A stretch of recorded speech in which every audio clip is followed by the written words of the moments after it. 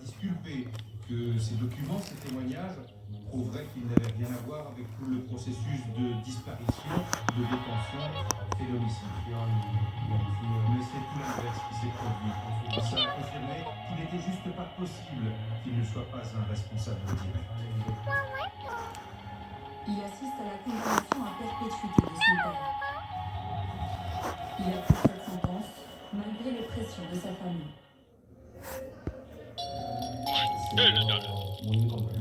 Les frères et les autres membres de ma famille ne m'ont pas compris. Ils n'acceptent pas que je puisse être du côté de la défense des droits de l'homme et pas du côté de mon père. Pour eux, c'est une trahison.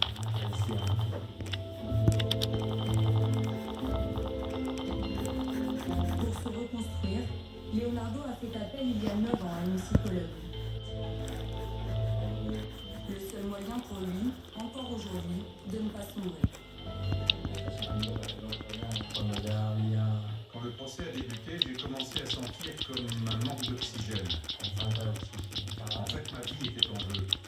Parce que l'enjeu de ce procès, c'était mon père, mon histoire, ma famille.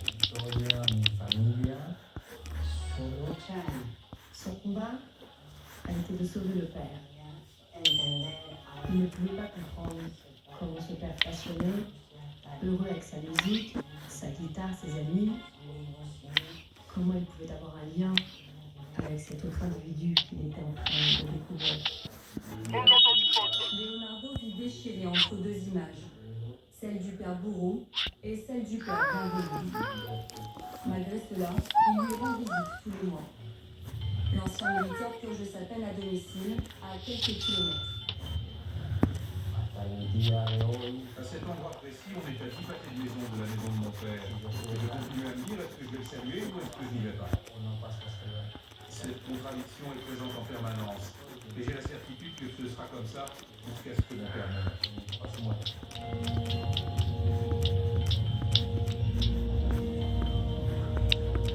Analia a choisi une voie différente pour se réconcilier avec son passé traumatique. Elle a commencé à rencontrer des survivants de la dictature et des proches de victimes. Et puis Mathias est entré dans sa vie. Comment ça va, Mathias? Viens me faire un câlin, c'est trop bien de te voir. C'est trop bien d'être ici.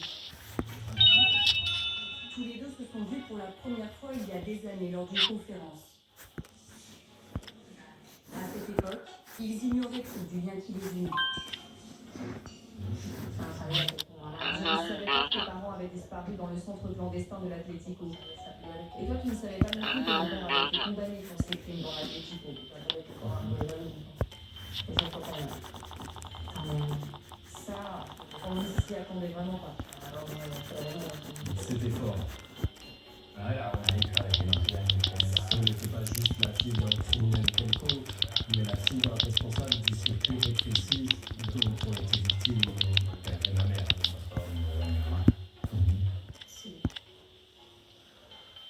En dépit de ces souffrances, Analia et Mathias ont réussi à tisser un lien d'amitié très fort. J'ai vécu cette rencontre comme une victoire et comme un défi.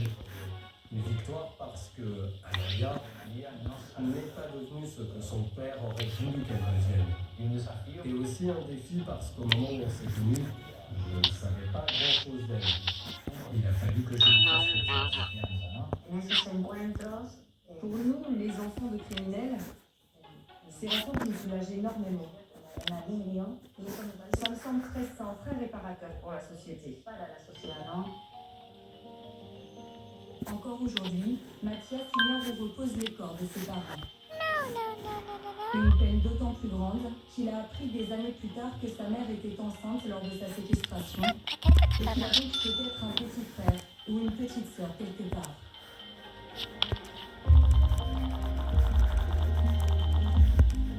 Cette année, l'Argentine célèbre les 40 ans de sa démocratie. Et le travail de mémoire traverse tout le pays, jusqu'aux salles de théâtre.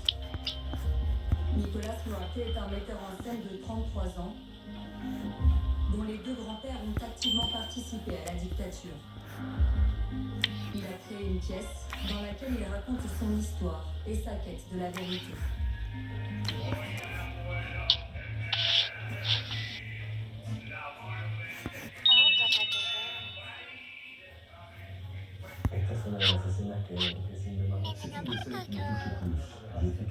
parole. puisque c'est un résumé des différents moments de ma vie, de ces discussions avec mon grand-père, de son point de vue sur ce qu'est la vérité et ce qu'a été la dictature. Mon grand-père et la grande majorité des militaires ne se sont jamais repentis. Et ce tambour montre ça. Il faut être fier de ce qu'ils ont fait.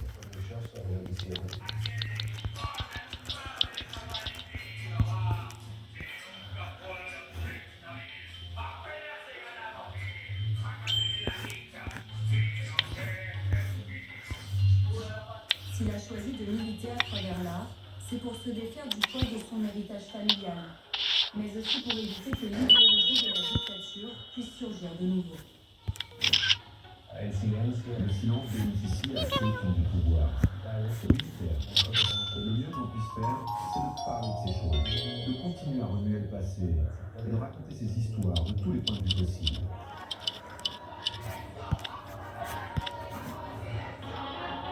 À l'étranger, dans les pays ayant connu une dictature, la parole de ces enfants et petits-enfants de criminels de guerre inspire d'autres personnes à l'histoire similaire. En Amérique du Sud ou en Europe, les descendants de bourreaux commencent eux aussi à mettre fin à la loi du silence.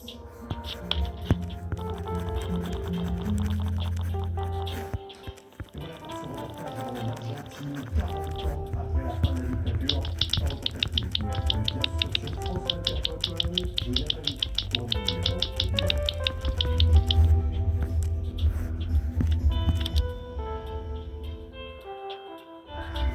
Si la culture, c'est tous les jours sur France 24. Retrouvez l'actualité artistique avec Louise Dupont, Sonia Patricelli et toute l'équipe culture de France 24. Des interviews avec des personnalités et stars de premier plan, mais aussi des conseils séries et cinéma de Nina Masson et Thomas Borès. Et enfin, Odyssia et son florilège de nouveautés culturelles africaines. Retrouvez toute l'équipe de la FIM tous les jours concentrée d'actualité culturelle.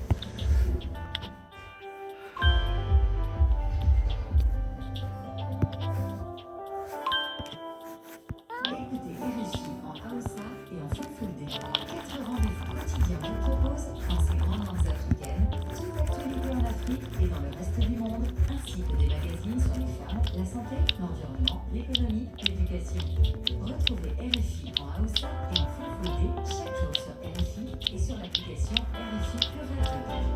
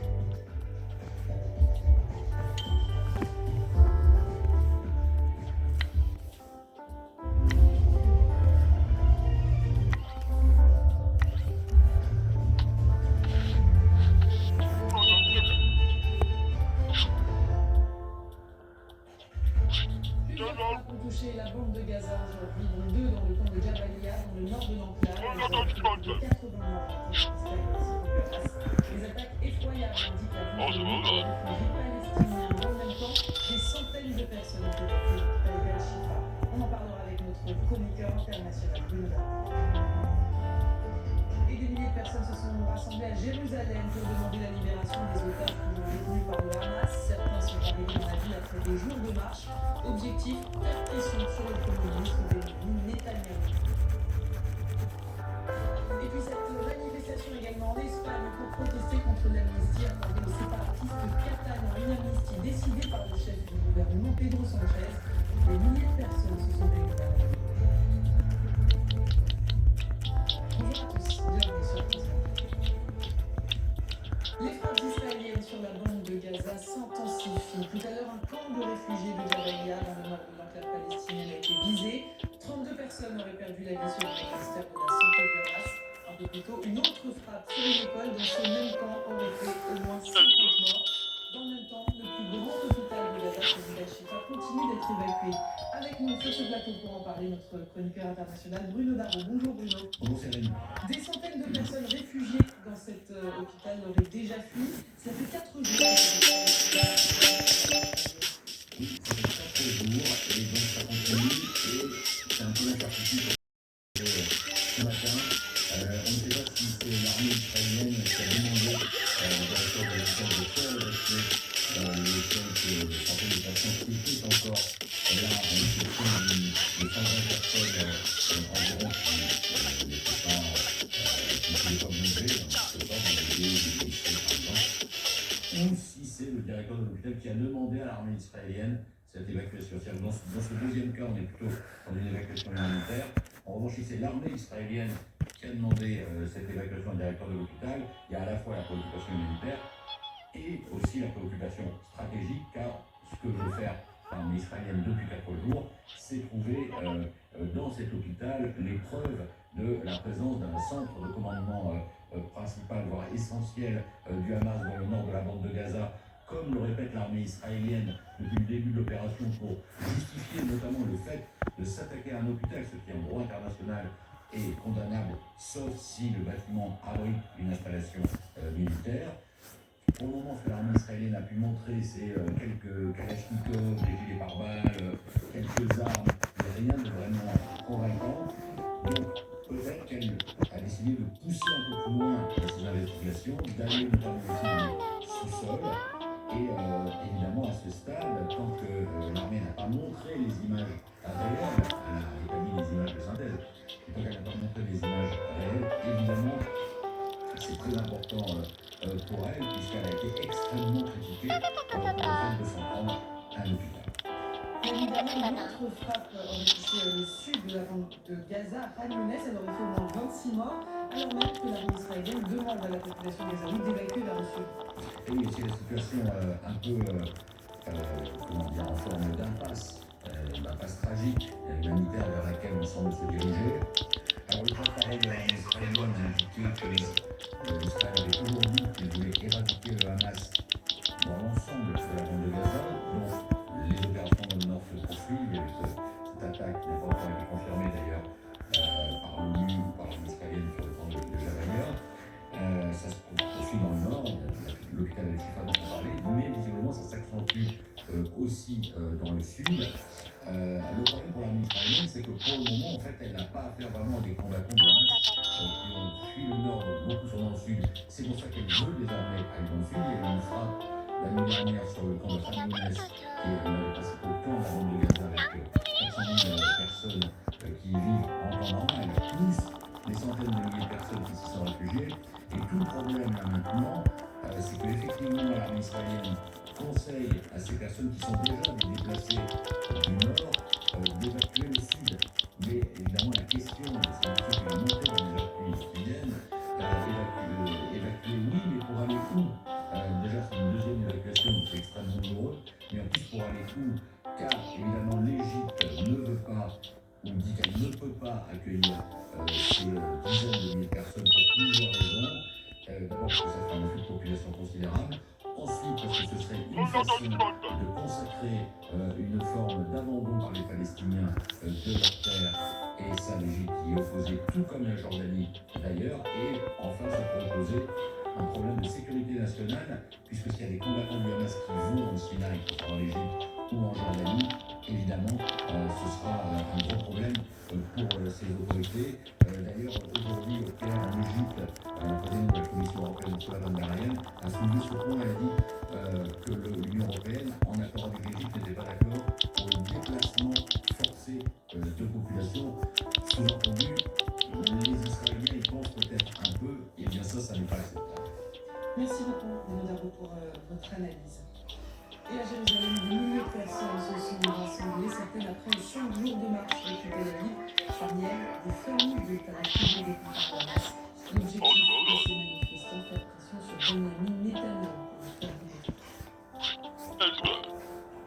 Et à Paris, une manifestation pro-palestinienne a encore eu lieu aujourd'hui. Sous la pluie, tous les participants appellent à la fin des combats à Gaza. Ce rassemblement ne s'est pas été interdit par la police. Plusieurs partis tels que le PS, le DCF et Europe Écologie Les Verts ont annoncé dans un communiqué commun qu'ils se joindraient à cette manifestation. Dans le reste de l'actualité, manifestation aussi à Madrid pour protester contre l'amnistie accordée aux séparatistes catalanes. Une amnistie décidée par le gouvernement socialiste de Pedro Sanchez, reconduite par le Venezuela il y a 2 jours. La droite, opposée à cette décision, appelle à une résistance civique. On va écouter quelques participants.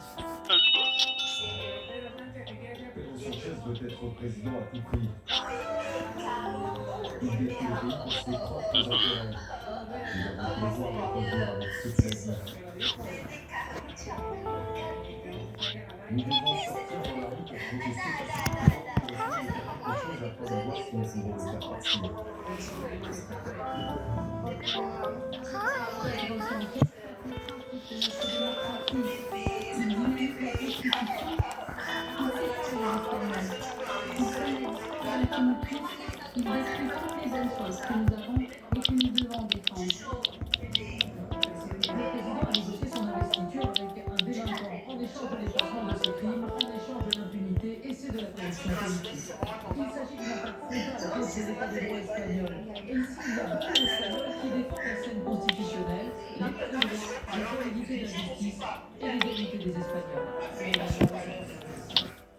On prend maintenant la direction du Nigeria. Le président sortant a concédé sa défaite face à une vote locale. Gabriel a dit sur la radio publique, c'est le temps de l'élément de la défaite. Les résultats définitifs du scrutin présidentiel. On écoute les précisions de nos envoyés spéciaux à Monrovia, Julia Gouvenaï et Lucie Boris. Mais le Liberia a gagné. C'est le temps de l'élégance dans la défaite. Ce sont les mots que George Weah a prononcés hier soir dans un discours public tard dans la soirée. Il a également expliqué qu'il avait appelé son opposant Joseph Boakai pour le féliciter de son victoire. Que les résultats étaient très serrés entre les 2 hommes, plus de 2% des voix les différenciées, et que le vainqueur n'a pas encore été officiellement annoncé par la commission électorale. L'attitude du président sortant George Weah a été saluée tant par ses partisans que par ses opposants. Hier soir, quand il a fait sa conférence de presse à l'Europe, il montre que lui et tous les Libériens aiment vraiment la paix dans notre pays. Le président Weah est quelqu'un qui aime la paix. C'est un vrai politicien et on peut le respecter pour avoir procédé à ces élections. De ces élections et l'acceptation des résultats étaient un des enjeux majeurs et on peut le dire, cela s'est globalement bien passé. La liste des résultats n'a été émanée d'aucun incident majeur. Il faut rappeler que ce sont les premières élections que le Liberia organise seul depuis le départ de la mission des Nations Unies du pays. Pour Joseph Boakai, eh bien, il prend sa revanche sur George Weah, qu'il avait battu il y a 6 ans lors des précédentes élections de 2017 avec plus de 60% des voix. Je sais qu'on va se battre contre la corruption. La corruption est l'ennemi principal du Libéria. C'est lutte contre la corruption, le pays va prospérer. C'est donc une victoire historique dans sa que lorsqu'un président sortant se présente,